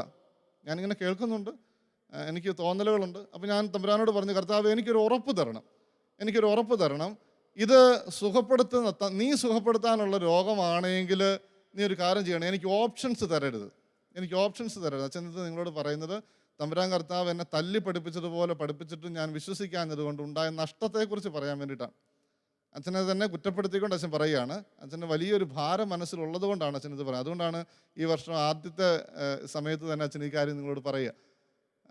ഇതുപോലെ അച്ഛൻ ഇങ്ങനെ തമ്പുരാനോട് പറഞ്ഞു, കർത്താവ് നീ എനിക്ക് ഓപ്ഷൻ തരരുത്. ഓപ്ഷൻ തന്നെ ഞാൻ അതിൻ്റെ പുറകെ പോകും. ചികിത്സിക്കാൻ വേണ്ടി എവിടെയൊക്കെ കൊണ്ടുപോകാം അവിടെയൊക്കെ ഞാൻ കൊണ്ടുപോകും. അതുകൊണ്ട് നീ എനിക്ക് ഓപ്ഷൻ തരരുത്, നീ സുഖപ്പെടുത്താനുള്ളതാണെങ്കിൽ. അപ്പോൾ ഹോസ്പിറ്റലിൽ പോയി, ഒരു പ്രൈവറ്റ് ഹോസ്പിറ്റലിലാണ് പോയത്. തിരിച്ചുത്തരം കിട്ടി വരുന്നത് ഇങ്ങനെയാണ്, അതെല്ലായിടത്തും തന്നെയായി, ക്യാൻസർ എല്ലായിടത്തും തന്നെയായി, അതുകൊണ്ട് നിങ്ങൾ ചികിത്സിക്കേണ്ട. ഒരു പ്രൈവറ്റ് ഹോസ്പിറ്റലിലെ ഡോക്ടർ പറയുകയാണ്, നിങ്ങൾ ചികിത്സിക്കേണ്ട. ആർക്കും ചിന്തിക്കാൻ പോലും പറ്റുകയില്ല. കാരണം പ്രൈവറ്റ് ഹോസ്പിറ്റലിലെ ഡോക്ടർ സാധാരണഗതിയിൽ അവിടെ വന്ന് ചികിത്സിക്കുക, ഇന്ന രീതിയിൽ ചെയ്യാം എന്ന് പറയേണ്ട സ്ഥാനത്ത് അവിടെ പറയുകയാണ്, ഇനി അതിനെക്കുറിച്ച് ചികിത്സിക്കേണ്ട. ഞാനിതുപോലെ എനിക്ക് അത്ര വലിയ ഉറപ്പൊന്നും ഇല്ലാഞ്ഞുകൊണ്ട് ഞാനിതുപോലെ ദർശനങ്ങളൊക്കെ കിട്ടുന്ന അച്ഛന്മാരുടെ അടുത്തും ഒക്കെ ഞാൻ പോയി അവരെല്ലാവരും പറഞ്ഞു, ഇത് സുഖപ്പെടാനുള്ള രോഗമാണ്. അന്ന് ഞാൻ തമ്പുരാന് മുമ്പിൽ ഇരുന്ന് തമ്പുരാനോട് പറഞ്ഞു, കർത്താവ് ഓപ്ഷൻ തരരുതെന്ന് ഞാൻ പറഞ്ഞത് കൊണ്ട് നീ എനിക്ക് ഇത്രയും വലിയ തെളിവ് തന്നല്ലോ. അതുകൊണ്ട് ഞാൻ ഉറച്ച് വിശ്വസിക്കുകയാണ്, നീയാണ് ഇത് സുഖപ്പെടുത്താൻ പോകുന്നത്. അന്ന് ഞാൻ പ്രാർത്ഥിച്ചുകൊണ്ടിരുന്നപ്പോൾ ഞാനൊരു സ്വരം പോലെ കേട്ടു. അച്ഛൻ ഈ പറയുമ്പോൾ നിങ്ങൾ അച്ഛനെ പൊട്ടനാന്ന് പറഞ്ഞു. അച്ഛൻ ഒരു കുഴപ്പമില്ല. അച്ഛൻ അത് ഇനിയും ഞാനിത് പറഞ്ഞില്ല എങ്കിൽ എൻ്റെ മനസ്സിലിരുന്ന് വിങ്ങും. അതുകൊണ്ടാണ് അച്ഛൻ ഇത് പറയുക. അന്ന് ഞാനൊരു സ്വരം കേട്ടു. സ്വരം കേട്ട ഇതാണ്, ഈ പപ്പ സുഖപ്പെടുക എന്നുള്ളത് എനിക്ക് വേണ്ടിയിട്ടാണ്, അല്ലാതെ നിനക്ക് വേണ്ടിയിട്ടും നിൻ്റെ കുടുംബത്തിന് വേണ്ടിയിട്ടും ഒന്നുമല്ല. പപ്പായെ സുഖപ്പെടുത്തുന്നത് എനിക്ക് വേണ്ടിയിട്ടാണ്. പപ്പ എനിക്ക് സാക്ഷിയാകണം. എൻ്റെ അപ്പൻ അത്ര നന്നായിട്ട് ജീവിച്ചൊരു മനുഷ്യനാകട്ടോ, നന്നായിട്ട് തമ്പുരാന് സാക്ഷിയായിട്ട് തന്നെ ജീവിച്ച ആളാണ്. പിന്നെ പപ്പായ്ക്ക് വലിയ ആഗ്രഹം ഉണ്ടായിരുന്നു, ഇതുപോലെ സാക്ഷ്യങ്ങളൊക്കെ പറയണമെന്നൊക്കെ ആഗ്രഹം ഉണ്ടായിരുന്നു. പക്ഷേ പല ജോലി തിരക്കുകൾ കാരണം ഒന്നും നടന്നിട്ടില്ല. അന്ന് തമ്പുരാനോട് പറഞ്ഞത്, പപ്പ എനിക്ക് സാക്ഷിയാകണം, പപ്പ വഴി എനിക്ക് ഒത്തിരി ആത്മാക്കളെ നേടാനുണ്ട്. അതുകൊണ്ട് നീ ഒരു ചികിത്സയ്ക്കും കൊണ്ടുപോകരുത്, ഫുൾ ക്രെഡിറ്റ് എനിക്ക് തന്നെ വേണം. ഞാൻ ഈ സ്വരം കേട്ടു, എനിക്ക് ഇത്രയും വലിയ ഉറപ്പ് കിട്ടി, പല അച്ഛന്മാരുടെ അടുത്ത് നിന്ന് ഉറപ്പ് കിട്ടി, ചികിത്സിക്കേണ്ട എന്ന് ഞാൻ ഈ സ്വരം കേട്ടു. ഞാനത് വിശ്വസിച്ചു. തമ്പുരാൻ എല്ലാ സാഹചര്യവും എനിക്ക് ഒരുക്കി തന്നു. ഞാൻ എൻ്റെ വീട്ടിൽ ചെന്ന് എൻ്റെ കുടുംബത്തിലുള്ള എല്ലാവരെയും, പപ്പ കുടുംബത്തിലെ ഏറ്റവും മൂത്ത ആളാണ്, അതുകൊണ്ട് എല്ലാവർക്കും ഭയങ്കര സ്നേഹമാണ് പപ്പായോട്. ഞാൻ കുടുംബത്തിലുള്ള എല്ലാവരെയും വിളിച്ചു വരുത്തി പ്രാർത്ഥിച്ച്, ഞാനും എൻ്റെ കൂട്ടത്തിലുള്ള ടീം അംഗങ്ങളോട് ഒന്നിച്ചിരുന്ന് പ്രാർത്ഥിച്ച് എൻ്റെ പപ്പായോടും എല്ലാവരോടും കൂടെ ഇരുന്ന് പറഞ്ഞു, പപ്പയുടെ രോഗം ഇങ്ങനത്തെ രോഗമാണ്, പക്ഷെ ഞാൻ ഇങ്ങനെ ചില കാര്യങ്ങൾ കേട്ടിട്ടുണ്ട്, അതുകൊണ്ട് ഇത് ചികിത്സിക്കേണ്ട. എല്ലാവരും ഇത് അക്സെപ്റ്റ് ചെയ്തു. ഞാൻ ഒരിക്കലും പ്രതീക്ഷിച്ചില്ല അങ്ങനെ എല്ലാവരും അക്സെപ്റ്റ് ചെയ്തു. ചികിത്സിക്കേണ്ട, തമ്പുരാൻ അങ്ങനെ പറഞ്ഞതാണെങ്കിൽ അങ്ങനെ ചികിത്സിക്കേണ്ട എന്ന് തന്നെ തീരുമാനിച്ചു. അതങ്ങനെ തന്നെ മുന്നോട്ട് പോയി. പപ്പായ്ക്ക് വലിയ കുഴപ്പമൊന്നുമില്ല, സുഖമായിട്ടൊക്കെ പോവാണ്. രോഗമുണ്ട്, എല്ലായിടത്തും തന്നെ ആയിട്ടുണ്ട്. പപ്പായ്ക്ക് ഭയങ്കര വേദന ഉണ്ടാകുന്ന ഡോക്ടർമാർ പറഞ്ഞു യാതൊരു വേദനയില്ല. അന്ന് മുതൽ പപ്പായും എൻ്റെ കുടുംബത്തിലുള്ള എല്ലാവരും എല്ലാ ദിവസവും വിശുദ്ധ കുർബാനയ്ക്ക് പോയി തുടങ്ങി. എല്ലാ ദിവസവും വിശുദ്ധ കുർബാനയ്ക്ക് പോയി, എല്ലാ ദിവസവും ഒരു ദിവസം പോലും മുടക്കാതെ കുർബാനയ്ക്ക് പോയിക്കൊണ്ടിരിക്കുക. ഒരു കുഴപ്പവും ഇല്ലാതെ പോകാൻ. ഇത്രയും വേദന ഉണ്ടാകുന്ന ഡോക്ടർമാരൊക്കെ പറഞ്ഞിട്ടും ഇല്ല. എനിക്ക് ഇത്രയും ഉറപ്പ് കിട്ടിയിട്ടും, അതുകൊണ്ടാണ് അച്ഛൻ പറയുന്നത്, എനിക്ക് ഇത്രയും ഉറപ്പ് തമ്പുരാൻ സുഖപ്പെടുത്തുമെന്നും തമ്പുരാൻ ഇത്രയും വേദന ഉണ്ടാകുമെന്ന് പറഞ്ഞിട്ട് ഒരു ചെറിയ വേദന പോലും ഇല്ലാതെ കാത്തു സൂക്ഷിച്ചിട്ട് മറ്റ് പല ആളുകൾ, അയൽലോകത്തുള്ളവരും മറ്റ് പപ്പായെ സ്നേഹിക്കുന്ന ആൾക്കാരും ഒക്കെ ഇങ്ങനെ പല സ്ഥലത്തു നിന്നുള്ള കാര്യങ്ങൾ ഇങ്ങനെ പറയാൻ തുടങ്ങി. പപ്പായ ഇങ്ങനെ ഇട്ടുകൊണ്ടിരിക്കരുത്, അവിടെ ചെന്നാൽ അവിടെ ആ ചികിത്സ നല്ലതാണ്, അല്ലെങ്കിൽ ആയുർവേദത്തിൽ ഇതിന് ചികിത്സയുണ്ട്, ഇതിന് ചികിത്സയുണ്ട്, ഇങ്ങനെയുണ്ട്, പല കാര്യം ഉണ്ട്. എല്ലാം ഒത്തിരി പേര് സുഖപ്പെടുന്നുമുണ്ട്. അച്ഛൻ അതിനെക്കുറിച്ച് പറയുകയല്ല. പക്ഷേ എൻ്റെ അപ്പനെ കുറിച്ചുള്ള ദൈവത്തിൻ്റെ പദ്ധതി അതല്ലായിരുന്നു. ഇങ്ങനെ പലരും നിർബന്ധിച്ചപ്പോൾ, പലരും ഇതിനെക്കുറിച്ച് കുറ്റപ്പെടുത്തി സംസാരിച്ചപ്പോൾ ഞാൻ അല്പം അയഞ്ഞു. അതുവരെ നിങ്ങളൊന്ന് ഓർത്ത് നോക്കണം, ഞാൻ പറയുന്നതിനപ്പുറത്തേക്ക് എൻ്റെ അനിയന്മാരോ എൻ്റെ കുടുംബത്തിലുള്ള ആരുമോ പപ്പായുടെ കാര്യത്തിൽ വേറെ തീരുമാനം എടുക്കത്തില്ലാത്ത ഒരു സ്ഥിതിയിലേക്ക് തന്നെ തമ്പുരാൻ കൊണ്ടുവന്നതാണ്. എന്നോട് ചോദിച്ചിട്ട്, എത്ര പേര് നിർബന്ധിച്ചാലും എന്നോട് ചോദിച്ചിട്ടേ ചെയ്യുള്ളൂ. അപ്പോൾ അങ്ങനത്തെ ഒരു അവസ്ഥയിലാണ്. പക്ഷെ ഞാൻ കുറച്ച് അയഞ്ഞു. ഞാൻ പറഞ്ഞു, അത് ചികിത്സയല്ലല്ലോ, ഒരു പ്രിക്കോഷൻ്റെ പരിപാടിയല്ല, അങ്ങോട്ട് പോക്കോ. എൻ്റെ പ്രിയമുള്ളവരെ, പപ്പായെ എന്ന് വീട്ടിൽ നിന്ന് ഇറക്കി ഇതുപോലൊരു ചികിത്സയ്ക്ക് വേണ്ടി കൊണ്ടുപോയോ അന്ന് മുതൽ പപ്പ ഇരിപ്പായിപ്പോയി. 5 മാസം കഴിഞ്ഞു. അപ്പോൾ തീരെ ശോഷിച്ച് വല്ലാണ്ടായി. 5 മാസം കഴിഞ്ഞു. അപ്പോഴും എനിക്ക് ഭയങ്കര ഉറപ്പാണ് തമ്പുരാൻ സുഖപ്പെടുത്തും. കാരണം തമ്പുരാൻ അങ്ങനെ വാഗ്ദാനം ചെയ്തിട്ടുണ്ടല്ലോ. ഞങ്ങളെല്ലാവരും പ്രാർത്ഥിക്കുന്നുമുണ്ട്. ഒരു ദിവസം ഇതുപോലെ വിശുദ്ധ കുർബാന ഞാൻ അർപ്പിച്ചുകൊണ്ടിരുന്ന സമയത്ത്, ഞാനിങ്ങനെ ഒരു കാഴ്ച കാണുക. എൻ്റെ പപ്പ, ഞാനൊരു സ്വരം കേട്ടു, പപ്പ അടുത്ത ആഴ്ച മരിക്കും. എനിക്ക് സഹിക്കാൻ പറ്റിയില്ല. ഞാൻ തമ്പുരാനോട് പറഞ്ഞു, കർത്താവേ, നീ തന്ന വാഗ്ദാനമാണ് ഞാൻ എല്ലാവരോടും പറഞ്ഞേക്കുന്നത്. നീ തന്ന വാഗ്ദാനം, നിനക്ക് തന്നെയാണ് നാണക്കേട്. എന്തുകൊണ്ടാണ് പപ്പ ഇങ്ങനെ മരിക്കുന്നത്? ഞാനിങ്ങനെ കാണുക. എൻ്റെ പ്രിയമുള്ളവരെ, അച്ഛൻ അതുപോലൊരു വേദന ഉള്ളതുകൊണ്ടാണ് പറയുന്നത്. അച്ഛൻ ഇങ്ങനെ കുർബാനയുടെ സമയത്ത് ഇങ്ങനെ കാണുകയാണ്. തമ്പുരാൻ എന്നോട് ചോദിക്കുക, ഞാൻ പറഞ്ഞ ഏത് കാര്യമാണ് നീ ചെയ്തത്? ഇതിൻ്റെ ഫുൾ ക്രെഡിറ്റ് എനിക്ക് വേണം. ചികിത്സിക്കാൻ പോവേണ്ട, അതിനുള്ള കാര്യങ്ങളൊക്കെ ഡോക്ടർമാരിലൂടെ തന്നെ നിന്നോട് പറഞ്ഞു തന്നിട്ട് എന്തുകൊണ്ട് നീ വിട്ടു? ഇന്ന് ഈ പപ്പ സാക്ഷ്യപ്പെടുത്താനായിട്ട് പോയാൽ എനിക്ക് എന്ത് ക്രെഡിറ്റാണ് ഉള്ളത്? ഞാനാണ് സുഖപ്പെടുത്തിയെന്ന് എങ്ങനെ പറയാൻ പറ്റും? ഇതുപോലെ കുറേ ക്വസ്റ്റ്യൻസ് എന്നോട് ഇങ്ങനെ ചോദിക്കുക. സത്യത്തിൽ ഞാൻ അന്നത്തെ വിശുദ്ധ കുർബാനയ്ക്ക് കരഞ്ഞുപോയി. ഞാൻ അന്ന് കുർബാന കഴിഞ്ഞു. എനിക്ക് ആകപ്പാടെ അസ്വസ്ഥത. കാരണം ഞാൻ ഒരിക്കൽ വീട്ടിൽ ചെന്ന് എല്ലാവരെയും ഇരുത്തി ഒരുക്കി പറഞ്ഞതാണ് പപ്പ സുഖപ്പെടുമെന്ന്. അത് വിശ്വസിച്ച എല്ലാവരും ഇരിക്കുന്നു. ഞാൻ രണ്ടാമത് എങ്ങനെയാണ് വീട്ടിൽ ചെന്ന് പറയുന്നത് പപ്പ മരിക്കുമെന്ന്? പക്ഷേ എനിക്ക് എൻ്റെ ഉള്ളിൽ ഭയങ്കരമായിട്ട് എന്നെ നിർബന്ധിക്കുന്നത് പോലെ തോന്നുകയാണ്. അപ്പം മരിക്കുമെന്നുള്ള കാര്യം പപ്പയോട് പറയണം, പപ്പ ഒരുക്കണം, ഇങ്ങനെ നിർബന്ധിക്കുമെന്ന് തോന്നുക. അപ്പോൾ ഞാൻ എൻ്റെ കൂട്ടത്തിലുള്ള ധ്യാനത്തിൻ്റെ ടീമംഗങ്ങളെയൊക്കെ വിളിച്ചു കൂട്ടി ഞാൻ അവരോട് പറഞ്ഞു, നിങ്ങൾ എനിക്ക് വേണ്ടി പ്രാർത്ഥിക്കണം. ഞങ്ങളെല്ലാവരും കൂടി വീട്ടിൽ ചെന്ന് പപ്പായെയും ഏറ്റവും അടുത്ത എൻ്റെ അനിയന്മാരെയും അവരുടെ ആൾക്കാരെയും കൂടെ കൂട്ടി ചേർത്തിട്ട് ഞാൻ പപ്പായോട് പറഞ്ഞു, പപ്പ അടുത്ത ആഴ്ച മരിക്കും. പ്രിയമുള്ളവരെ, അച്ഛൻ ആ ഒരു കാര്യം മാത്രമേ സ്ട്രിക്റ്റായിട്ട്, തമ്പുരാൻ കർത്താവ് പറഞ്ഞ കാര്യം സ്ട്രിക്റ്റായിട്ട് ചെയ്തിട്ടുള്ളൂ. എൻ്റെ അപ്പൻ മരിക്കുമെന്ന് ഞാൻ അപ്പൻ്റെ മുഖത്ത് നോക്കി പപ്പായോട് പറഞ്ഞു. ആ ആഴ്ച മുഴുവൻ ധ്യാനം നടക്കുക. ജോർജ് അച്ഛൻ്റെ ധ്യാനം അവിടെ കോട്ടയത്ത് നടക്കുകയായിരുന്നു. പപ്പ ഉൾപ്പെടെ ആ ധ്യാനത്തിന് പോയി. ഞായറാഴ്ച വരെ ആ ധ്യാനം കൂടി. തിങ്കളാഴ്ച പപ്പ മരിച്ചു. അവസാനത്തെ ദിവസവും വിശുദ്ധ കുർബാന സ്വീകരിച്ചിട്ടാണ് എൻ്റെ അപ്പം മരിക്കുന്നത്. എൻ്റെ പ്രിയമുള്ളവരെ, അച്ഛൻ ഈ പറഞ്ഞ എന്താണെന്നറിയാവോ? ഇന്ന് അച്ഛൻ്റെ മനസ്സിൽ ഭയങ്കര ഒരു ഭാരമുണ്ട്. ഞാൻ ധ്യാനത്തിലൂടെ ആളുകളെ മാനസാന്തരപ്പെടുത്തുക, അല്ലെങ്കിൽ ധ്യാനത്തിലൂടെ ഒരാളെ സ്വർഗത്തിൽ എത്തിക്കുന്നതിനെക്കാട്ടിലും 100 ഇരട്ടി ആളുകളെ സ്വർഗത്തിലേക്ക് എത്തിക്കേണ്ട അനുഭവം ഉണ്ടായിരുന്ന ആളായിരുന്നു എൻ്റെ അപ്പൻ. എൻ്റെ അപ്പൻ്റെ പ്രസംഗത്തിലൂടെ ഒത്തിരിയേറെ ആത്മാക്കൾ, അപ്പൻ്റെ സാക്ഷ്യത്തിലൂടെ ഒത്തിരിയേറെ ആത്മാക്കൾ സ്വർഗത്തിൽ എത്തേണ്ടതായിരുന്നു. അത് നഷ്ടപ്പെടുത്തിയത് ഞാൻ ഒറ്റയൊരുത്തനാണ് എന്ന് എനിക്ക് ഇന്ന് നല്ല ബോധ്യമാണ്. കാരണം എന്താണെന്നറിയാവോ? കർത്താവിൻ്റെ സ്വരമാണെന്ന് ഞാൻ തിരിച്ചറിഞ്ഞില്ല. കർത്താവിൻ്റെ സ്വരമാണ് അന്ന് എന്നോട് സംസാരിച്ചതെന്നുള്ള ബോധ്യത്തിൽ ഞാൻ നിലനിന്നില്ല. അതാണ് എൻ്റെ പ്രശ്നം. എൻ്റെ പ്രിയമുള്ളവരെ, അച്ഛൻ ഇപ്പം ഈ പറയുമ്പോൾ അച്ഛൻ്റെ ഉള്ളിലെ വേദന പറയുന്നത് വെറുതെ അങ്ങനെ പറയുകയല്ല. ഒരു കാരണവശാലും നമുക്ക് ആർക്കും ഇനിയൊരു അങ്ങനെ ഒരു അവസരം ഉണ്ടാവാതിരിക്കാൻ വേണ്ടിയിട്ടാണ്. തമ്പുരാൻ തീർച്ചയായും നിങ്ങളോട് സംസാരിക്കും. നിങ്ങൾ പറയുന്ന പ്രാർത്ഥന അതേപോലെ അങ്ങോട്ട് ചെയ്തു തരികയായിരിക്കുമല്ല. പക്ഷേ നിന്നോട് കർത്താവ് പറയും, ഇന്നതാണ് സംഭവിക്കാൻ പോകുന്നത്. അത് കേൾക്കാൻ നീ ഒന്ന് ഇരുന്ന് കൊടുക്കുക എന്നുള്ളതാണ് പ്രധാനപ്പെട്ട കാര്യം. ഈ ഗെത്സമേൻ തോട്ടത്തിൽ കർത്താവിൻ്റെ ഒരു പ്രാർത്ഥനയുണ്ട്. കർത്താവ് ഈശോ പ്രാർത്ഥിച്ചുകൊണ്ടിരിക്കുന്ന സമയത്ത് അവൻ്റെ പ്രാർത്ഥന ഇങ്ങനെയാണ്: കർത്താവ്, കഴിയുമെങ്കിൽ ഈ പാനപാത്രം ഒന്ന് ഒഴിവാക്കി തരാമോ? അവൻ്റെ പ്രാർത്ഥന കേട്ടോ എന്ന് ചോദിച്ചാൽ പ്രാർത്ഥന കേട്ടു. അവൻ ഉത്തരം കിട്ടിയോ എന്ന് ചോദിച്ചാൽ അവൻ പ്രാർത്ഥിച്ച ഉത്തരമല്ല കിട്ടിയത്, മറിച്ച് ദൈവദൂതൻ അവിടെ വന്ന് അവനെ ആശ്വസിപ്പിച്ചു. അതാണ് സംഭവിച്ച കാര്യം. അതുകൊണ്ട് നീ പ്രാർത്ഥിക്കുന്നതെല്ലാം അതേപോലെ നടക്കും എന്നല്ല നീ വിചാരിക്കണം. നിനക്ക് നന്മ എന്താണോ അത് കർത്താവ് സാധിച്ചു തരും. നിന്റെ കൂടെ കർത്താവ് ദൂതനെ അയക്കും. നീ കർത്താവിനോട് പ്രാർത്ഥിച്ചാൽ നിന്റെ കൂടെ കർത്താവ് ദൂതനെ അയക്കും. തോബിത്തിൻ്റെ പുസ്തകമുണ്ട്, തോബിത്തിൻ്റെ പുസ്തകത്തിൽ തോബിയാസിനെ വേറൊരു നാട്ടിലേക്ക് ഈ തോബിത്ത് പറഞ്ഞു വിടാനായിട്ട് പോകുമ്പോൾ ആകെപ്പാടെ അസ്വസ്ഥതയാണ്. കാരണം ഭയങ്കര അപകടകരമായിട്ടുള്ള സ്ഥലങ്ങളിലൊക്കെ കവർ ചെയ്ത് വേണം അങ്ങോട്ടേക്ക് പോകാനായിട്ട്. അത് ഒത്തിരി അസ്വസ്ഥത ഉണ്ടാകുമ്പോൾ ഈ തോബിത്ത് പ്രാർത്ഥിക്കുന്നത് കർത്താവിനോട്, കർത്താവേ അവന് പറ്റിയ ഒരാളെ കൊടുക്കണേ, അവന് പറ്റിയൊരു കൂട്ടുകാരനെ കൊടുക്കണേ. കർത്താവ് അയക്കുന്നത് ആരെയാണെന്നറിയാവോ? തൻ്റെ ദൂതനെ, ദൈവത്തിൻ്റെ ദൂതനെയാണ് അയക്കുന്നത്. ഈ ദൂതൻ പറയുന്നതൊക്കെ ഒരു കൂട്ടുകാരനാണ്, അല്ലേ? ഒരു കൂട്ടുകാരനാണ് കൂടെ നടക്കുന്നത്. പക്ഷെ ഈ ദൂതൻ പറയുന്നതൊക്കെ ഈ തോബിയാസ് അനുസരിക്കുകയാണ്, അതേപോലെ അനുസരിക്കുകയാണ്. അവനുണ്ടാകുന്ന നന്മകൾ നമുക്കറിയാം. മീനെ പിടിച്ചിട്ട് അതിൻ്റെ ചങ്കും കരലും എടുത്ത് സൂക്ഷിച്ചു വെച്ചോളാൻ പറഞ്ഞു. നമ്മളാണെ വെക്കുവോ? കാര്യം ശരിയാണ്, കൂട്ടുകാരനൊക്കെയാണ്. നമ്മളാണെ വെക്കുവോ? വെക്കുകയല്ല. പക്ഷേ ഈ കൂട്ടുകാരൻ പറയുന്നതനുസരിച്ച് തന്നെ ഈ തോബിയാസ് മുന്നോട്ട് പോവുകയാണ്. ഇന്ന ആളെയാണ് ദൈവം നിനക്ക് വേണ്ടി തീരുമാനിച്ചതെന്ന് സാറായുടെ മുഖത്ത് നോക്കി പറയുമ്പോൾ 7 ആൾക്കാരെ കല്യാണം കഴിച്ചവൾ ആയിരുന്നിട്ട് പോലും അവൻ കല്യാണം കഴിക്കാൻ തീരുമാനിക്കുകയാണ്. ചങ്കും കരളും ആദ്യ രാത്രിയിൽ എടുത്ത് പുകയ്ക്കണമെന്ന് പറയുമ്പോൾ പുകയ്ക്കാൻ തീരുമാനമെടുത്ത് പുകയ്ക്കുക. ഒരു സംശയവും ഇല്ല ഈ തോബിയാസിന്. എൻ്റെ പ്രിയമുള്ളവരെ, നമ്മുടെ കൂടെ നമ്മൾ പ്രാർത്ഥിച്ചാൽ ഇതുപോലെ കർത്താവ് ദൂതരെ അയക്കും. നീ ചെയ്യേണ്ട കാര്യങ്ങളൊക്കെ കർത്താവ് നിനക്ക് മുൻകൂട്ടി പറഞ്ഞു തരും. നീ ഒരു കാര്യത്തിന് വേണ്ടി ഇറങ്ങിത്തിരിക്കുമ്പോൾ, അച്ഛൻ നീ പറയുന്ന കാര്യങ്ങൾ ശ്രദ്ധിക്കണം എൻ്റെ പ്രിയമുള്ളവരെ. ഒരു കാര്യത്തിന് വേണ്ടി നീ ഇറങ്ങിത്തിരിക്കുമ്പോൾ തമ്പുരാൻ്റെ മുമ്പിൽ പോയിരുന്ന് 1 മിനിറ്റ് പ്രാർത്ഥിച്ചിട്ട് നീ ഇറങ്ങിക്കോ. നീ ചെയ്യുന്നതൊക്കെ തമ്പുരാൻ വിജയമാക്കി മാറ്റും. നീ ജോലിക്ക് പോകാൻ ഇറങ്ങുമ്പോൾ നീ തമ്പുരാൻ്റെ രൂപക്കൂടിന് മുമ്പിൽ പോയി നിന്നിട്ട് 1 മിനിറ്റ് ഒന്ന് പ്രാർത്ഥിച്ച് ആ ഹന്നാമ്പള്ളം എടുത്തൊന്ന് തളിച്ചിട്ട് ഇറങ്ങിക്കോ. നീ ഒരു കാലത്തും തകർന്നു പോവുകയില്ല. നിന്നെ ഒരു ദുഷ്ടശക്തിക്കും എടുത്തുകൊണ്ട് വഴി മാറ്റാൻ പറ്റുകയില്ല.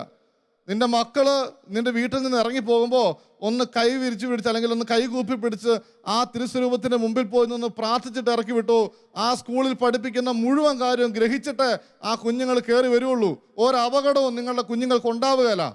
പഠിപ്പിക്കണം. ഇത് മക്കളെ പഠിപ്പിച്ചു കൊടുക്കേണ്ട ഒരു കാര്യമാണ്. ഒന്ന് ഇറങ്ങി പോകുന്നതിന് മുമ്പ് ഈ വചനം എടുത്ത് വെച്ചിട്ട് ഒന്ന് വായിച്ചിട്ട് ഇറങ്ങിപ്പോയി നോക്കിയേ. പരാജയപ്പെടുകയല്ല. നിങ്ങളുടെ കൂട്ടത്തിൽ തമ്പുരാൻ കർത്താവ് നടക്കും. നിന്റെ ചുറ്റും വേലി കെട്ടി കർത്താവ് സംരക്ഷിക്കും. വേണ്ട എന്ന് പറയല്ലേ.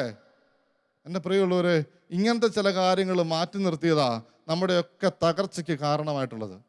ഒരു വിവാഹം ആലോചിക്കുന്ന സമയത്ത് തമ്പുരാനോട് പറഞ്ഞിട്ടൊന്ന് ആലോചിച്ച് നോക്ക്. നല്ല 1-ാം ദിനം ചേരേണ്ടത് തന്നെ തമ്പുരാൻ കർത്താവ് കൊണ്ട് ചേർക്കും.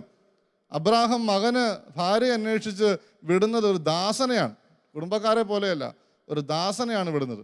പക്ഷെ അബ്രാഹാം പറയുന്ന ഒരു കാര്യമുണ്ട്, നീ ദൈവത്തോട് ചോദിച്ചിട്ടേ തിരഞ്ഞെടുക്കാവുള്ളേ. 2 കാര്യങ്ങളാണ് പറഞ്ഞു വിടുന്നത്. ഈ നാട്ടിൽ നിന്ന് ഒരാളെ നീ സ്വീകരിക്കരുത്, നീ എൻ്റെ ചാർച്ചക്കാരുടെ അടുത്തോട്ട് പോകണം എന്ന് പറഞ്ഞാൽ കർത്താവ് തിരഞ്ഞെടുത്ത ആളുകളെ മാത്രം, അവരുടെ അടുത്തോട്ട് മാത്രം നീ പോകാവുള്ളൂ, അവിടുന്ന് നീ തിരഞ്ഞെടുക്കാവുള്ളൂ. 2-ാമത്തെ കാര്യം, നീ തമ്പുരാനോട് ചോദിച്ചിട്ട് കർത്താവ് കാണിച്ചു തരുന്ന ആളെ മാത്രമേ സ്വീകരിക്കാവുള്ളേ. എൻ്റെ പ്രിയമുള്ളവരെ, ഈ ദാസൻ പോയിട്ട് അടയാളം ചോദിക്കുമ്പോൾ അടയാളം അനുസരിച്ച് തന്നെ പ്രവർത്തിക്കുകയാണ് അവിടെ, അല്ലേ? ഈ ദാസൻ പറയാണ്, എനിക്കും ഒട്ടകത്തിനും വെള്ളം കോരി തരുന്ന ആള് അതായിരിക്കട്ടെ എൻ്റെ യജമാൻ്റെ മകൻ്റെ ഭാര്യ, അതായിരിക്കും എൻ്റെ അടയാളം. അതേപോലെ സംഭവിക്കുകയാണ്. അതേപോലെ തമ്പുരാൻ കർത്താവ് നിന്റെ കൂടെയുണ്ട്, നിന്നോട് സംസാരിക്കുന്നുണ്ട്. നീ കർത്താവിനോട് ചോദിക്കണമെന്ന് മാത്രമേ ഉള്ളൂ. ദൈവം പറയുന്ന കാര്യങ്ങൾ നീ കേൾക്കാതെ ചെവി അടച്ചു കളഞ്ഞാലാണ് അത് നാശത്തിന് കാരണമായിട്ട് തീരുന്നത്. ആദ്യമായിട്ട് വിശുദ്ധ കുർബാന സ്വീകരിച്ചതുപോലെ യൂദാസാണ്. ഈ യൂദാസിൻ്റെ അടുത്ത് കർത്താവ് എത്ര പ്രാവശ്യം പറയുന്നുണ്ടെന്ന് നിങ്ങളൊന്ന് ഓർത്ത് നോക്കി. തമ്പുരാൻ കർത്താവ് തന്നെ എത്ര പ്രാവശ്യം പറഞ്ഞു, നീ എന്നെ ഒറ്റിക്കൊടുക്കും, ഈ കൂട്ടത്തിൽ ഒരാൾ എന്നെ ഒറ്റിക്കൊടുക്കും. ഒറ്റിക്കൊടുത്തു കഴിഞ്ഞാൽ സംഭവിക്കാൻ പോകുന്ന കാര്യങ്ങൾ എന്താണെന്ന് കർത്താവ് കൃത്യമായിട്ട് പറഞ്ഞു പഠിപ്പിക്കുന്നുണ്ട്. പക്ഷെ യൂദാസ് ചിന്തിച്ചത് മുഴുവൻ അവൻ്റെ ബുദ്ധി കൊണ്ടാണ്. അതാണ് പറ്റിപ്പോയി. യൂദാസ് നല്ല 1-ാം ദിനം തമ്പുരാൻ്റെ ശക്തിയിൽ അത്രയ്ക്ക് വിശ്വസിച്ചിരുന്ന ആളാണ് യൂദാസ്. യൂദാസിൻ്റെ ചരിത്രം നമ്മൾ വായിച്ചാൽ നമുക്ക് സങ്കടം തോന്നും. കാരണം യൂദാസ് എന്ന് പറയുന്നത് ബറാബാസിൻ്റെ കൂടെ ഈ റോമ സാമ്രാജ്യത്തിൽ നിന്ന് യഹൂദരെ മോചിപ്പിക്കാൻ വേണ്ടി യുദ്ധം ചെയ്ത തീവ്രവാദിയായിരുന്നു. ഈ തീവ്രവാദി ബറാബാസ് പിടിക്കപ്പെട്ടൊക്കെ കഴിഞ്ഞപ്പോൾ പിന്നെ രക്ഷയില്ലാതെ വന്നു. ഈ മനുഷ്യൻ ഇങ്ങനെ രക്ഷയ്ക്ക് വേണ്ടിയിട്ട് അന്വേഷിച്ച് നടക്കുന്ന മനുഷ്യനാണ്. റോമാ സാമ്രാജ്യത്തിൻ്റെ അടിമത്തത്തിൽ നിന്ന് മോചിപ്പിക്കാൻ വേണ്ടി ഏത് വഴിയുണ്ടോ ആ വഴി തിരഞ്ഞെടുക്കാൻ വേണ്ടി നടക്കുന്ന മനുഷ്യനാണ് യൂദാസ്. യൂദാസ് ആ സമയത്താണ് കേൾക്കുന്നത് രക്ഷകൻ എന്ന് പറയുന്ന ഒരാളുണ്ട്. രക്ഷകൻ എന്ന് പറയുന്ന ഒരാളുണ്ട്, ഭയങ്കര അത്ഭുതങ്ങളൊക്കെ ചെയ്യുന്നുണ്ട്, ഭയങ്കര അത്ഭുതങ്ങളൊക്കെ ചെയ്ത് നടക്കുകയാണ്. അയാൾക്ക് ഭയങ്കര ശക്തിയാണ്, ഈശോ. അതിനെക്കുറിച്ച് ഈ യൂദാസും കേട്ടിട്ടുണ്ട്. രക്ഷകൻ വന്ന് പിറക്കും, റോമാ സാമ്രാജ്യത്തിൽ നിന്ന് യഹൂദരെ മോചിപ്പിക്കാനുള്ള യഹൂദരുടെ രാജാവ് വരും എന്നൊക്കെ ഈ മനുഷ്യനറിയാം. അങ്ങനെയുള്ള അറിവിൻ്റെ ബലത്തിലാണ് പുള്ളി നല്ല പരീക്ഷിച്ചറിഞ്ഞിട്ടാണ് ഇത്രയും ശക്തിയുള്ള കർത്താവിൻ്റെ കൂടെ യൂദാസ് കൂടെ ചേരുന്നത്. പക്ഷേ കർത്താവ് അവനെ കൂട്ടച്ചേർത്തങ്ങ് പിടിക്കും. എന്തിനാണെന്നറിയാവോ? അവന് മുന്നറിയിപ്പുകൾ കൊടുക്കാൻ, അവൻ ചെയ്യാൻ പോകുന്ന കാര്യം ചെയ്യാതിരിക്കാൻ വേണ്ടി അവനെ ചേർത്ത് പിടിച്ച് 12 പേരിൽ ഒരുവനാക്കും. ഇതിൻ്റെ ഇടയ്ക്ക് ഇവനെ കൂടെ കൊണ്ട് നടത്തിയിട്ട് കർത്താവ് പറയും, ദേ സംഭവിക്കാൻ പോകുന്ന കാര്യങ്ങൾ ഇങ്ങനെയാണ്.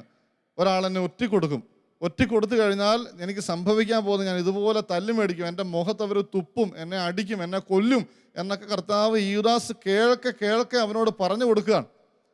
പക്ഷെ യൂദാസിൻ്റെ ചിന്ത എന്നാണെന്നറിയാവോ? കർത്താവ് വലിയ ശക്തനാണ്.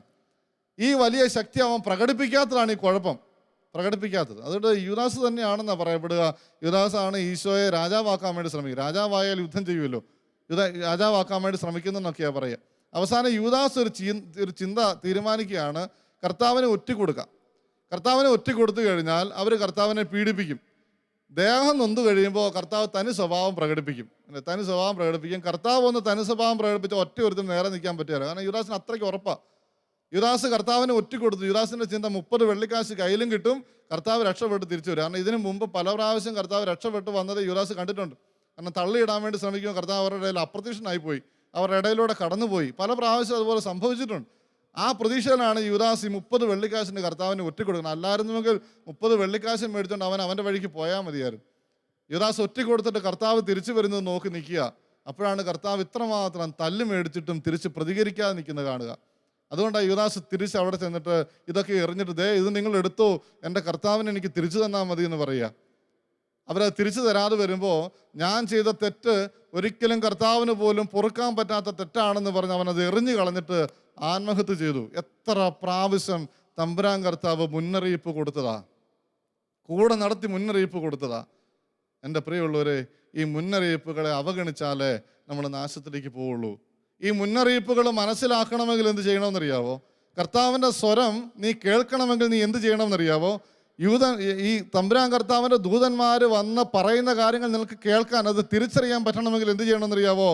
ആദ്യം ചെയ്യേണ്ടത് കർത്താവ് വെളിപ്പെടുത്തി തന്ന കാര്യങ്ങൾ വായിക്കുക എന്നുള്ളതാണ്. അന്ത്യനാളിനെക്കുറിച്ച്, അല്ലെങ്കിൽ അവസാന കാലഘട്ടത്തെക്കുറിച്ച്, അല്ലെങ്കിൽ ഇപ്പോൾ സംഭവിച്ചുകൊണ്ടിരിക്കുന്ന കാര്യങ്ങളെക്കുറിച്ചൊക്കെ ഈ പുസ്തകത്തിനകത്ത് കൃത്യമായിട്ട് എഴുതി വെച്ചിട്ടുണ്ട്. വായിക്കണം. ഇതിനെ മറികടക്കാൻ എന്താണ് വഴിയെന്ന് ഇതിൻ്റെ അകത്ത് എഴുതി വെച്ചിട്ടുണ്ട്. വായിക്കണം. ഇത് വായിച്ചാൽ മതി, നീ ദൈവത്തിൻ്റെ സ്വരം കേൾക്കും. എൻ്റെ പ്രിയമുള്ളവരെ, ഇത് വായിക്കാതെ പോവല്ലേ. നമ്മുടെ ഏറ്റവും വലിയ ശാപം എന്താണെന്നറിയാവോ? തമ്പുരാൻ കർത്താവ് വെളിപ്പെടുത്തി കൃത്യമായിട്ട് തന്നിട്ടുള്ള കാര്യങ്ങൾ പോലും നമുക്ക് മനസ്സിലാക്കാൻ പറ്റിയിട്ടില്ല, അത് വായിച്ചിട്ടില്ല. അതാണ് പ്രശ്നം. ബൈബിൾ ഒരു പ്രാവശ്യമെങ്കിലും മുഴുവനായിട്ടൊന്ന് വായിച്ചിരുന്നുവെങ്കിൽ എൻ്റെ പ്രിയമുള്ളവരെ, പലതും നമ്മുടെ ജീവിതത്തിൽ സംഭവിക്കുമ്പോൾ ചില വാക്യങ്ങൾ, ബൈബിളിലെ ചില വാക്യങ്ങൾ നമ്മുടെ മനസ്സിൽ വന്നേനെ. ഇന്നത് ചെയ്യുക എന്നുള്ള ദൈവത്തിൻ്റെ സ്വരം നമ്മൾ കേട്ടേനെ, അതനുസരിച്ച് നമ്മൾ പ്രവർത്തിച്ചേനെ.